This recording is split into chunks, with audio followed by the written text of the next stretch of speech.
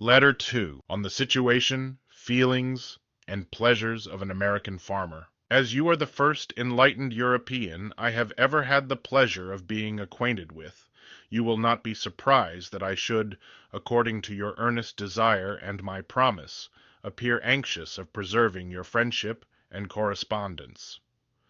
By your accounts, I observe a material difference subsists between your husbandry, modes, and customs, and ours. Everything is local. Could we enjoy the advantages of the English farmer, we should be much happier, indeed, but this wish, like many others, implies a contradiction. And could the English farmer have some of those privileges we possess, they would be the first of their class in the world.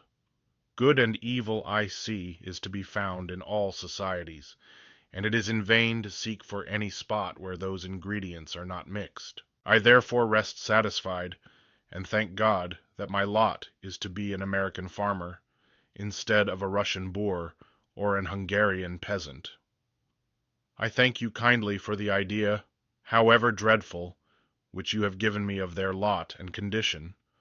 Your observations have confirmed me in the justness of my ideas, and I am happier now than I thought myself before. It is strange that misery, when viewed in others, should become to us a sort of real good, though I am far from rejoicing, to hear that there are in the world men so thoroughly wretched. They are no doubt as harmless, industrious, and willing to work as we are. Hard is their fate to be thus condemned to a slavery worse than that of our negroes. Yet when young I entertained some thoughts of selling my farm. I thought it afforded but a dull repetition of the same labors and pleasures. I thought the former tedious and heavy, the latter few and insipid. But when I came to consider myself as divested of my farm, I then found the world so wide, and every place so full, that I began to fear lest there would be no room for me. My farm, my house, my barn, presented to my imagination objects from which I adduced quite new ideas. They were more forcible than before. Why should not I find myself happy, said I, where my father was before? He left me no good books, it is true. He gave me no other education than the art of reading and writing, but he left me a good farm, and his experience. He left me free from debts, and no kind of difficulties to struggle with. I married, and this perfectly reconciled me to my situation. My wife rendered my house all at once cheerful and pleasing. It no longer appeared gloomy and solitary as before. When I went to work in my fields, I worked with more alacrity and sprightliness. I felt that I did not work for myself alone, and this encouraged me much. My wife would often come with her knitting in her hand and sit under the shady trees, praising the straightness of my furrows and the docility of my horses. This swelled my heart and made everything light and pleasant, and I regretted that I had not married before. I felt myself happy in my new situation, and where is that station which can confer a more substantial system of felicity than that of an American farmer, possessing freedom of action, freedom of thoughts, ruled by a mode of government which requires but little from us. I owe nothing but a peppercorn to my country, a small tribute to my king, with loyalty and due respect.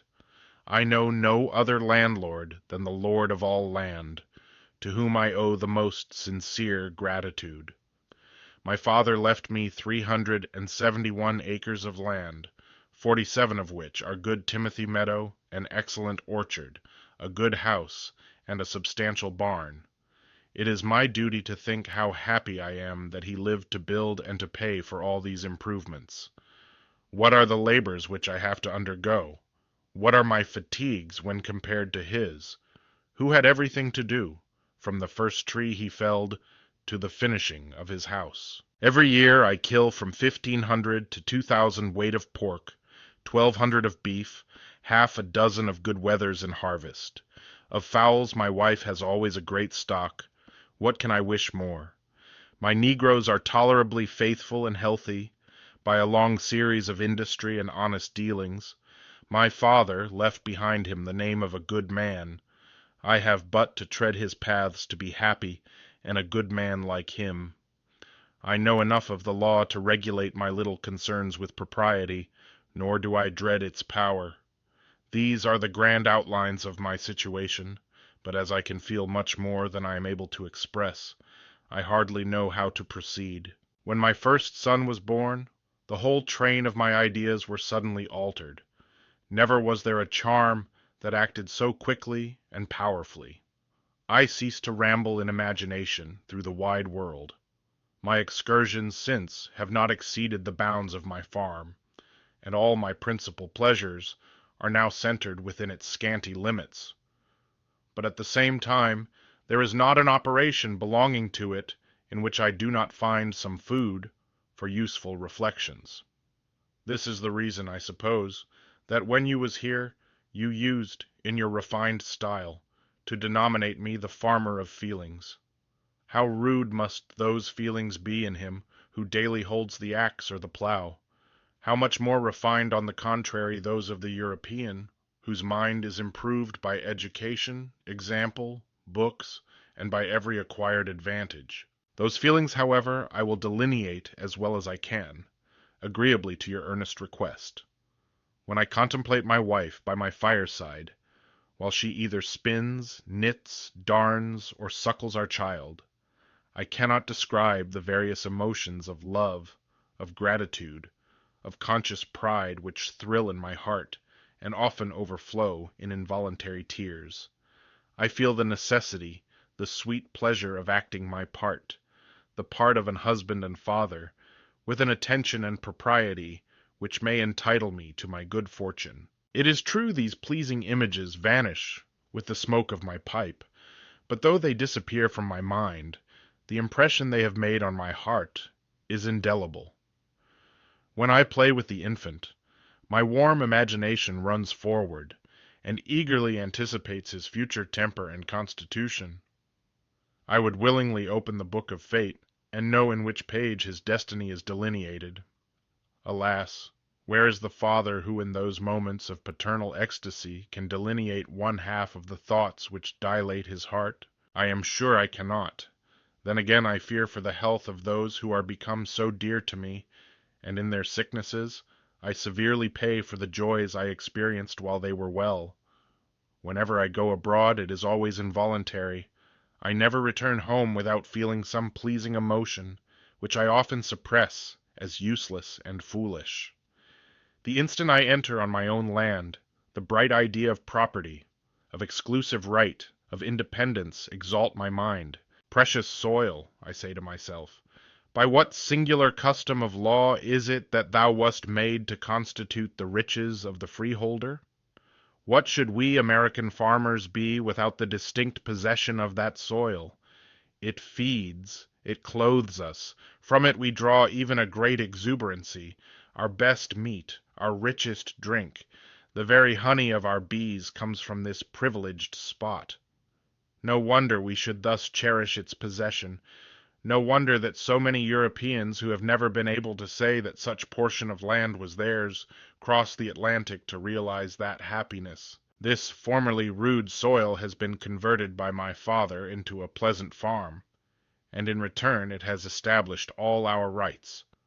On it is founded our rank, our freedom, our power as citizens, our importance as inhabitants of such a district. These images, I must confess, I always behold with pleasure, and extend them as far as my imagination can reach. For this is what may be called the true and the only philosophy of an American farmer. Pray do not laugh in thus seeing an artless countryman tracing himself through the simple modifications of his life. Remember that you have required it, therefore with candor, though with diffidence, I endeavor to follow the thread of my feelings, but I cannot tell you all. Often when I plow my low ground, I place my little boy on a chair which screws to the beam of the plow. Its motion and that of the horses please him. He is perfectly happy and begins to chat. As I lean over the handle, various are the thoughts which crowd into my mind. I am now doing for him, I say, what my father formerly did for me, May God enable him to live, that he may perform the same operations for the same purposes when I am worn out and old. I relieve his mother of some trouble while I have him with me. The odoriferous furrow exhilarates his spirits, and seems to do the child a great deal of good, for he looks more blooming since I have adopted that practice. Can more pleasure, more dignity be added to that primary occupation? The father thus plowing with his child, and to feed his family, is inferior only to the Emperor of China, plowing as an example to his kingdom. In the evening, when I return home through my low grounds, I am astonished at the myriads of insects which I perceive dancing in the beams of the setting sun. I was before scarcely acquainted with their existence. They are so small that it is difficult to distinguish them. They are carefully improving this short evening space, not daring to expose themselves to the blaze of our meridian sun. I never see an egg brought on my table, but I feel penetrated with the wonderful change it would have undergone but for my gluttony. It might have been a gentle, useful hen, leading her chickens with a care and vigilance which speak shame to many women. A cock, perhaps, arrayed with the most majestic plumes, tender to its mate, bold, courageous, endowed with an astonishing instinct, with thoughts, with memory, and every distinguishing characteristic of the reason of man. I never see my trees drop their leaves and their fruit in the autumn, and bud again in the spring, without wonder. The sagacity of those animals which have long been the tenants of my farm astonish me. Some of them seem to surpass even men in memory and sagacity. I could tell you singular instances of that kind. What then is this instinct which we so debase, and of which we are taught to entertain so diminutive an idea? My bees, above any other tenants of my farm, attract my attention and respect. I am astonished to see that nothing exists but what has its enemy. One species pursue and live upon the other. Unfortunately, our kingbirds are the destroyers of those industrious insects. But on the other hand, these birds preserve our fields from the depredation of crows, which they pursue on the wing with great vigilance and astonishing dexterity. Thus divided by two interested motives, I have long resisted the desire I had to kill them, until last year, when I thought they increased too much, and my indulgence had been carried too far. It was at the time of swarming, when they all came and fixed themselves on the neighboring trees, from whence they caught those that returned loaded from the fields. This made me resolve to kill as many as I could, and I was just ready to fire, when a bunch of bees as big as my fist issued from one of the hives, rushed on one of the birds, and probably stung him, for he instantly screamed and flew, not as before, in an irregular manner, but in a direct line. He was followed by the same bold phalanx at a considerable distance, which, unfortunately, becoming too sure of victory, quitted their military array and disbanded themselves. By this inconsiderate step, they lost all that aggregate of force which had made the bird fly off. Perceiving their disorder, he immediately returned, and snapped as many as he wanted. Nay, he had even the impudence to alight on the very twig from which the bees had drove him. I killed him, and immediately opened his craw, from which I took 171 bees.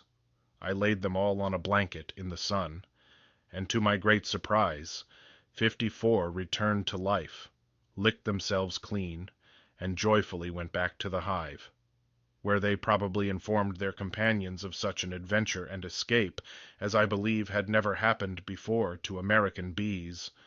I draw a great fund of pleasure from the quails which inhabit my farm.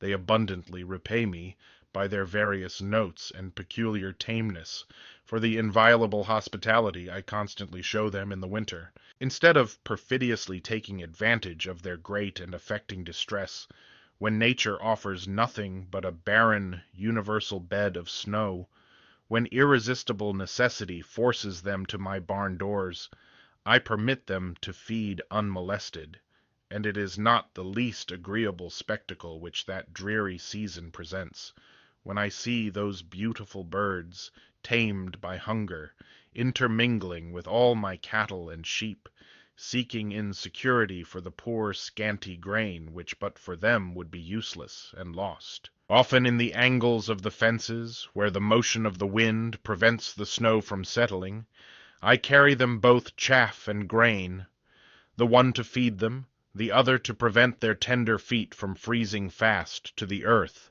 as I have frequently observed them to do.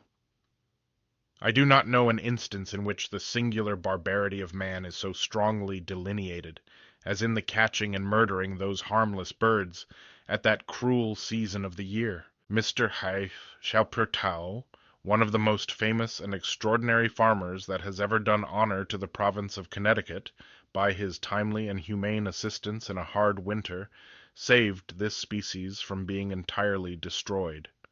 They perished all over the country.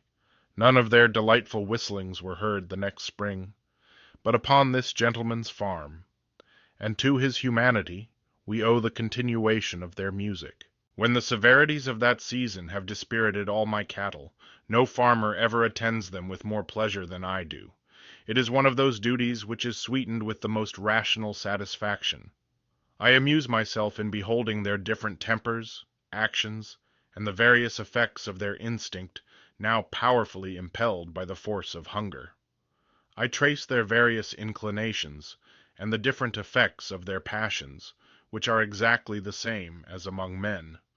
The law is to us precisely what I am in my barnyard, a bridle and check to prevent the strong and greedy from oppressing the timid and weak. Conscious of superiority, they always strive to encroach on their neighbors.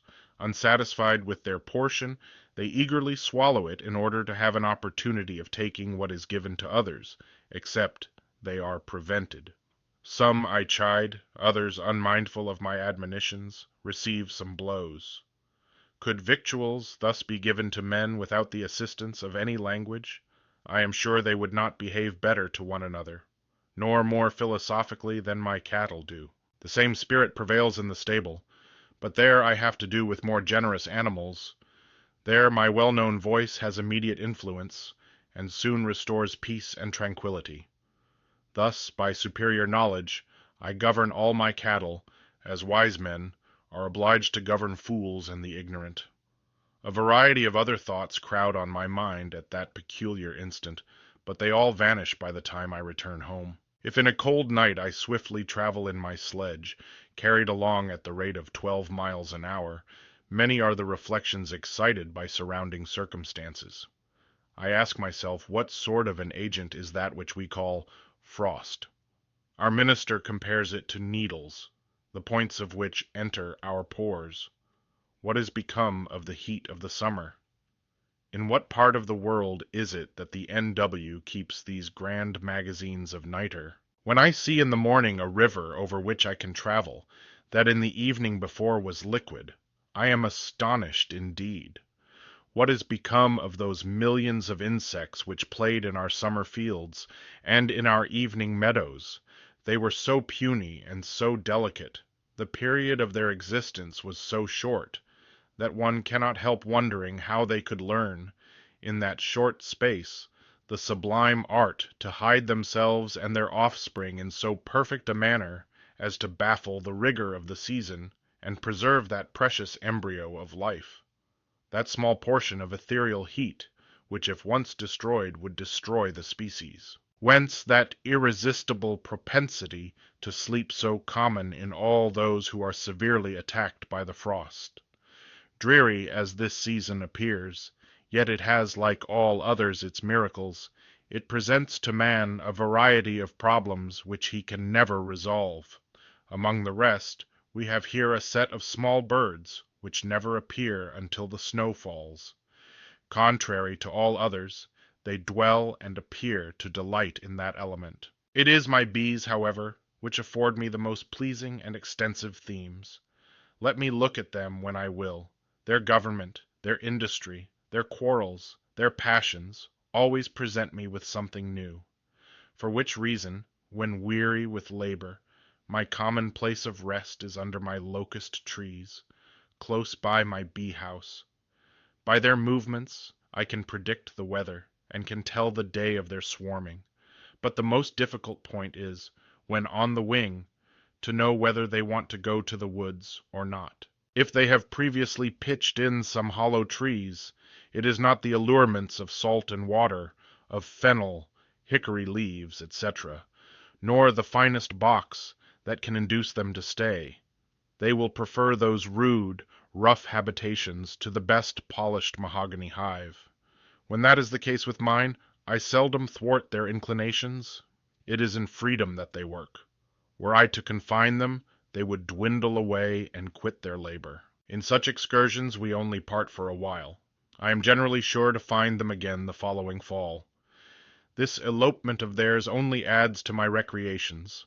I know how to deceive even their superlative instinct.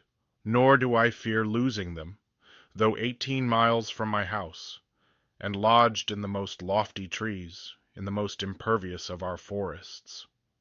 I once took you along with me in one of these rambles, and yet you insist on my repeating the detail of our operations. It brings back into my mind many of the useful and entertaining reflections with which you so happily beguiled our tedious hours. After I have done sewing, by way of recreation, I prepare for a week's jaunt in the woods, not to hunt either the deer or the bears, as my neighbors do, but to catch the more harmless bees.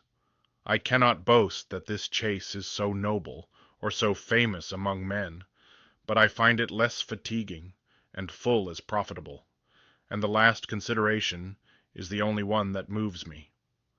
I take with me my dog, as a companion, for he is useless as to this game, my gun, for no man you know ought to enter the woods without one, my blanket, some provisions, some wax, vermilion, honey, and a small pocket compass. With these implements I proceed to such woods as are at a considerable distance from any settlements. I carefully examine whether they abound with large trees. If so, I make a small fire on some flat stones in a convenient place. On the fire I put some wax. Close by this fire, on another stone, I drop honey in distinct drops, which I surround with small quantities of vermilion, laid on the stone, and then I retire carefully to watch whether any bees appear. If there are any in that neighborhood, I rest assured that the smell of the burnt wax will unavoidably attract them. They will soon find out the honey, for they are fond of preying on that which is not their own, and in their approach they will necessarily tinge themselves with some particles of vermilion, which will adhere long to their bodies. I next fix my compass, to find out their course, which they keep invariably straight, when they are returning home loaded. By the assistance of my watch, I observe how long those are returning which are marked with vermilion. Thus possessed of the course, and, in some measure, of the distance, which I can easily guess at, I follow the first, and seldom fail of coming to the tree where those republics are lodged. I then mark it, and thus, with patience, I have found out sometimes 11 swarms in a season, and it is inconceivable what a quantity of honey these trees will sometimes afford. It entirely depends on the size of the hollow, as the bees never rest nor swarm till it is all replenished, for, like men, it is only the want of room that induces them to quit the maternal hive. Next, I proceed to some of the nearest settlements, where I procure proper assistance to cut down the trees, get all my prey secured, and then return home with my prize. The first bees I ever procured were thus found in the woods, by mere accident, for at that time I had no kind of skill in this method of tracing them. The body of the tree being perfectly sound, they had lodged themselves in the hollow of one of its principal limbs, which I carefully sawed off, and with a good deal of labor and industry brought it home, where I fixed it up again in the same position in which I found it growing. This was in April. I had 5 swarms that year, and they have been ever since very prosperous. This business generally takes up a week of my time every fall, and to me it is a week of solitary ease and relaxation. The seed is by that time committed to the ground. There is nothing very material to do at home, and this additional quantity of honey enables me to be more generous to my home bees, and my wife to make a due quantity of mead. The reason, sir, that you found mine better than that of others, is that my wife puts 2 gallons of brandy in each barrel, which ripens it, and takes off that sweet, luscious taste, which it is apt to retain a long time. If we find anywhere in the woods, no matter on whose land, what is called a bee tree, we must mark it. In the fall of the year, when we propose to cut it down, our duty is to inform the proprietor of the land, who is entitled to half the contents. If this is not complied with, we are exposed to an action of trespass, as well as he who should go and cut down a bee tree, which he had neither found out nor marked. We have twice a year the pleasure of catching pigeons, whose numbers are sometimes so astonishing as to obscure the sun in their flight. Where is it that they hatch? For such multitudes must require an immense quantity of food. I fancy they breed toward the plains of Ohio, and those about Lake Michigan, which abound in wild oats, though I have never killed any that had that grain in their craws. In one of them, last year, I found some undigested rice. Now the nearest rice fields from where I live must be at least 560 miles, and either their digestion must be suspended while they are flying, or else they must fly with the celerity of the wind.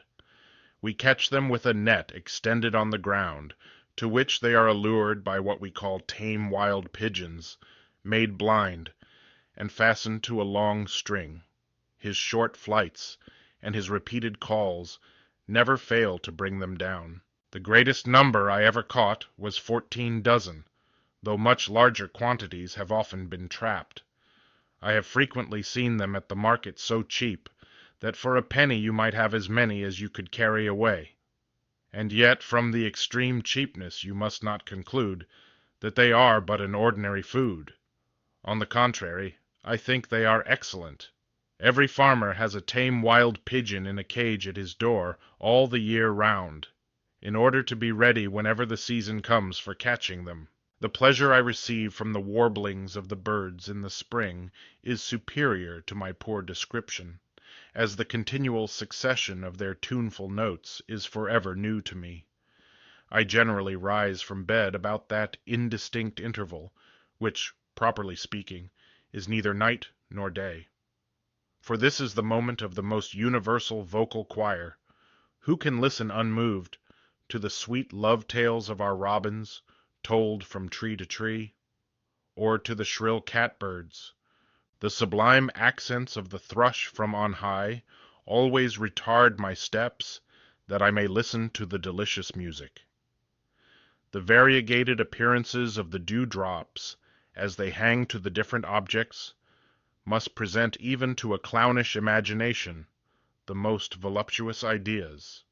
The astonishing art which all birds display in the construction of their nests, ill provided as we may suppose them with proper tools, their neatness, their convenience, always make me ashamed of the slovenliness of our houses.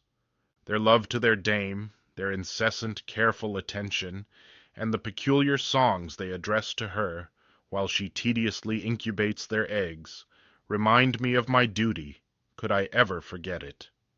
Their affection to their helpless little ones is a lively precept. And in short, the whole economy of what we proudly call the brute creation is admirable in every circumstance, and vain man, though adorned with the additional gift of reason, might learn from the perfection of instinct how to regulate the follies, and how to temper the errors which this second gift often makes him commit. This is a subject on which I have often bestowed the most serious thoughts. I have often blushed within myself, and been greatly astonished when I have compared the unerring path they all follow, all just, all proper, all wise, up to the necessary degree of perfection, with the coarse, the imperfect systems of men, not merely as governors and kings, but as masters, as husbands, as fathers, as citizens. But this is a sanctuary in which an ignorant farmer must not presume to enter. If ever man was permitted to receive and enjoy some blessings that might alleviate the many sorrows to which he is exposed, it is certainly in the country, when he attentively considers those ravishing scenes with which he is everywhere surrounded. This is the only time of the year in which I am avaricious of every moment. I therefore lose none that can add to this simple and inoffensive happiness. I roam early throughout all my fields. Not the least operation do I perform, which is not accompanied with the most pleasing observations. Were I to extend them as far as I have carried them, I should become tedious. You would think me guilty of affectation, and I should perhaps represent many things as pleasurable from which you might not perhaps receive the least agreeable emotions. But believe me, what I write is all true and real. Some time ago, as I sat smoking a contemplative pipe in my piazza, I saw with amazement a remarkable instance of selfishness displayed in a very small bird, which I had hitherto respected for its inoffensiveness. 3 nests were placed almost contiguous to each other in my piazza. That of a swallow was affixed in the corner next to the house, that of a phoebe in the other. A wren possessed a little box, which I had made on purpose, and hung between. Be not surprised at their tameness. All my family had long been taught to respect them as well as myself. The wren had shown before signs of dislike to the box which I had given it, but I knew not on what account. At last it resolved, small as it was, to drive the swallow from its own habitation, and to my very great surprise it succeeded. Impudence often gets the better of modesty, and this exploit was no sooner performed than it removed every material to its own box with the most admirable dexterity. The signs of triumph appeared very visible. It fluttered its wings with uncommon velocity. An universal joy was perceivable in all its movements. Where did this little bird learn that spirit of injustice? It was not endowed with what we term reason. Here, then, is a proof that both those gifts border very near on one another, for we see the perfection of the one mixing with the errors of the other. The peaceable swallow, like the passive Quaker, meekly sat at a small distance and never offered the least resistance. But no sooner was the plunder carried away than the injured bird went to work with unabated ardor, and in a few days the depredations were repaired. To prevent, however, a repetition of the same violence, I removed the wren's box to another part of the house. In the middle of my parlor I have, you may remember, a curious republic of industrious hornets. Their nest hangs to the ceiling, by the same twig on which it was so admirably built and contrived in the woods. Its removal did not displease them, for they find in my house plenty of food, and I have left a hole open in one of the panes of the window, which answers all their purposes. By this kind usage they are become quite harmless. They live on the flies, which are very troublesome to us throughout the summer. They are constantly busy in catching them, even on the eyelids of my children. It is surprising how quickly they smear them with a sort of glue, lest they might escape. And when thus prepared, they carry them to their nests as food for their young ones. These globular nests are most ingeniously divided into many stories, all provided with cells and proper communications. The materials with which this fabric is built they procure from the cottony furs, with which our oak rails are covered. This substance, tempered with glue, produces a sort of pasteboard, which is very strong, and resists all the inclemencies of the weather. By their assistance I am but little troubled with flies. All my family are so accustomed to their strong buzzing that no one takes any notice of them, and though they are fierce and vindictive, yet kindness and hospitality has made them useful and harmless. We have a great variety of wasps.